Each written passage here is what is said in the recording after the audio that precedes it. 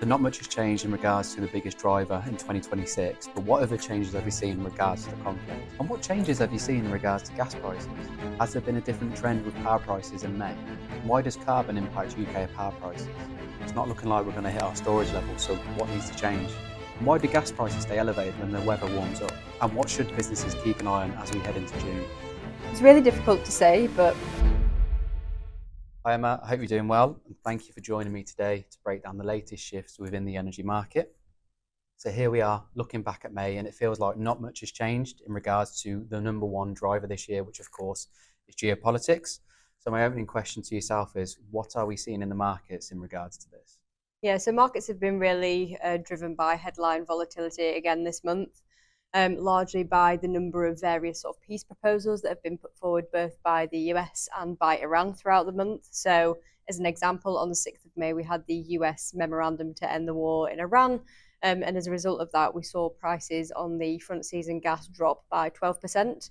There's also been various reports throughout the month of increased shipping through the Strait of Hormuz, which has helped to add further downward pressure to markets. But to be honest, shipping is still less than 5% of pre-conflict levels, so potentially a bit of false optimism there. And then on the flip side of that, sort of mid-month, we started to see a bit of a stalling of any diplomatic progress, and we saw prices push up as a result of that. And again, in sort of a single session, moving up about 7%. It certainly felt like a repetitive cycle of false hope in regards to a resolution. So what impact have we seen on gas prices? Yeah, so there's been a lot of volatility, as I say, throughout the month. But if you actually look at the first trading day of May in comparison to the final trading day of May, it's broadly about flat. So essentially the same price from start to the end of the month. So essentially mirroring the back and forth activity, which is heavily influencing the price at the minute. So turning our attention to power, what impact are we seeing in that regard? Yeah, so we have seen a slightly different trend in the power market. So whereas I said the front season gas contract essentially started May and finished May at approximately the same price, we've seen about a 4% increase in the power market.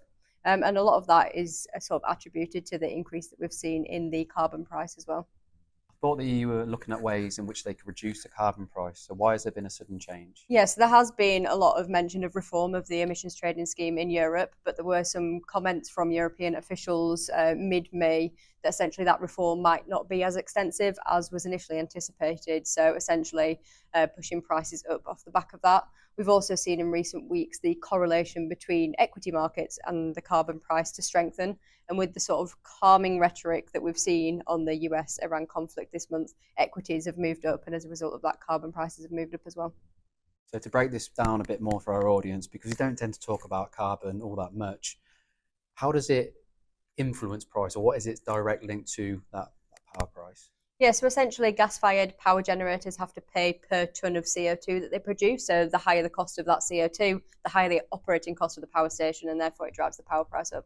Thanks, Emma. I appreciate the explanation, as carbon is a bit of a grey area at times with our sales team, so that information will prove useful when we do get questions on that subject. So taking a step back to look at the larger geopolitical landscape, how does the fallout from this current war that's ongoing compare to the initial shockwave when Russia and Ukraine started in 2022? Yes, if you look at comparing, say, the front winter gas price between the two, for Russia-Ukraine at the peak, the gas price increased by about 270%, just below 840 pence per therm. If you compare that to sort of current gas prices and how much we've increased since the US-Iran conflict started, it's about a 100% increase, which equates to about 160 pence per therm. So while gas prices are elevated at the moment, it's lower than we saw with the Russia-Ukraine conflict. And that is largely attributed to the fact that Europe were very heavily dependent on imports of Russian gas. There was a direct impact on the supply coming into Europe off the back of the Russia-Ukraine conflict, whereas the Iran-US war has had an impact on global LNG markets. So we've seen an increase in prices, but a less direct impact on our supply. Let's move to another important price driver, which of course is gas storage levels in Europe. What is the current status in regards to this? Yeah, so European gas storage levels are currently sitting just above 40%, and that is in comparison to a target of 80%. So Europe as a whole needs to hit 80% between the 1st of October and the 1st of December. And that leaves an injection rate required from now until the 1st of December of about 0.22% in order to hit that target. So the increase you've referenced from 0.2 to 0.22% does seem quite a lot. Is that per day or is that as a grand total? Yeah, so that would be per day. And if you compare that to the previous year, so in 2025 for the same period, we saw an injection rate of about 0.15% per day. So it's actually the fastest rate that we'll have seen since 2022 if we manage to reach that target. Quite clearly, something needs to change and change quickly. In your opinion, what is going to be the biggest catalyst to help get things moving? Yeah, so it could be various things. So, of course, the weather's a key driver. So, the lower our demand is, so the cooling demand that we see across continental Europe over summer, then the more gas we're likely to have available to inject into storage. Things like renewable generation, so the more wind power and solar power we have to meet demand, the more gas we're likely to have available again to inject into storage. And then, of course, there's the geopolitical landscape. So, if we do start to see a renewal of flows of LNG out of Qatar, an increased amount of LNG available on the global market, then again, we're likely to see an increase in the amount of gas that we've got available to inject into storage. So not to be pessimistic, but let's say things continue as they have, especially in regards to the geopolitical side of things. What are the options then?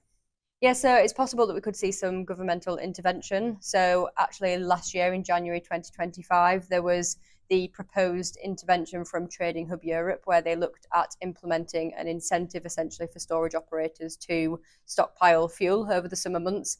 But what that can do is cause a spike in prices because it increases the demand for gas for the storage operators. So it's possible that we'll see some governmental intervention, but for the time being, markets are just playing out as is. Let's turn it around and be a bit more optimistic now. And moving on to a final topic that we have to talk about on each occasion, which of course is the weather. And of late, it has been glorious. And I don't want to put a dampener on things, but I do have a question around gas prices. We seem to see when the weather is really cold, a spike in gas prices, and vice versa when the weather's really hot, like it has been, gas prices also rise. Can you explain why this is? Yeah, so essentially what you're looking for gas prices is almost like a Goldilocks of weather effect. So you're completely right. If the weather is really cold over winter, we get heating demand, which drives the gas price up. And then the sort of inverse of that condition is true during the summer. So the hotter it gets during the summer, especially across continental Europe, where they have a lot of aircon demand, the gas price will rise as that cooling demand rises as well. So you're looking for something in between, ideally, in terms of not too much heating demand and not too much cooling demand. The in-between bit you reference, how does that compare to what we've actually seen throughout May? Yes, of course, we've just experienced the heat wave towards the end of May, so we've had some really warm temperatures, and of course, across continental Europe, that is now starting to drive that cooling demand that I was talking about. If you can cast your mind back to the beginning of May, which may seem like a long time ago now, we actually had quite a cold spell coming into the month. It's about 3 degrees below seasonal normal. We also saw some quite low wind generation at the same time, so we did see that pushing prices up at the beginning of the month. So looking ahead, Emma, what should energy consumers be keeping an eye on when it comes to key market drivers throughout June? Yeah, so I think through June, markets are definitely going to be subject to headline-driven volatility again, and again, off the back of the reports that are related to the US-Iran conflict. And how does that impact LNG and oil flows out of this region? Yeah, so the most recent proposal for a peace deal that we've seen between the US and Iran is the 60-day ceasefire framework agreement. And that was for a ceasefire, which is already in place, but alongside that, to actually reopen the Strait of Hormuz for those 60 days. So a key thing to look out for this month is going to be whether or not we see a resumption of shipping through the Strait of Hormuz.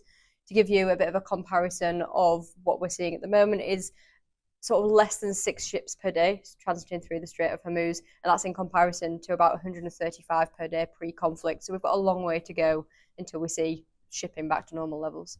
I guess the key question is, I'm sorry to put you on the spot, but what does this actually mean to the price? Are we going to see prices drop, or should we expect similar volatility that we've seen since the start of this conflict? I'd definitely be prepared for volatility, and I think whether we see prices sort of move up range bound or whether we see prices move down really depends on what happens with the US-Iran conflict. I think if things continue to escalate and we do actually see a return to active conflict, then it's very likely prices will push higher. Equally, the longer the market is without LNG supply from Qatar, it's likely we're going to see prices edge higher over time. But as I mentioned, there's been lots of peace proposals over the last month. If one of those does turn out to be successful and we see this resumption of shipping through the Strait of Hormuz, then again, there is the possibility that prices will push lower. Okay, that's great, Emma. And I just want to say thank you as always for taking the time to join me today. The information you shared, as always, is going to prove invaluable when helping the sales teams and I guide our customers to make more informed purchasing decisions. Thank you once again, Emma, and I look forward to catching up with you next month.